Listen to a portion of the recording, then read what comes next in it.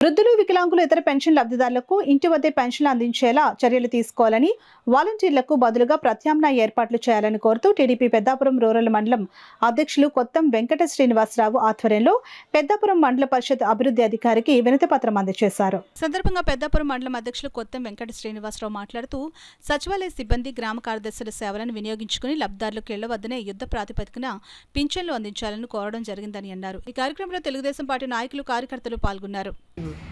అది ఇష్టం వచ్చినట్టు మరి ప్రజలకి తప్పుడు సమాచారం ఇచ్చి మరి తెలుగుదేశం ప్రభుత్వం మీద విషయం చెబుతున్నారు. చంద్రబాబు నాయుడు వల్లే ఈ పెన్షన్లు ఆపేశారు అన్న దుష్ప్రచారం చేస్తున్నారు. కానీ అసలు విషయం ఏంటంటే ఇంకా ఈ పెన్షన్దారులకి బ్యాంకులో ఇంకా డబ్బులు పడలేదు, గవర్నమెంట్కి ఇంకా డబ్బులు రాలేదు. రేపు సాయంత్రం పడుతుందట, తర్వాత ఇస్తారంటున్నారు. మేము డోర్ టు డోర్ ఇదివరకులాగా ఎలా చేశారో అలాగే చేయమంటాం. ఎందుకంటే వాలంటీర్స్ లేకపోయినా సచివాలయంలో చాలామంది సిబ్బంది ఉన్నారు, ఖాళీ కానీ అలాగే మున్సిపల్ సిబ్బంది ఉన్నారు. వీళ్ళందరితో ఈ ఇంటింటికి ఇదివరకు ఎలా చేశారో అలాగే ఇవ్వాల్సిందిగా కోరడం అయింది.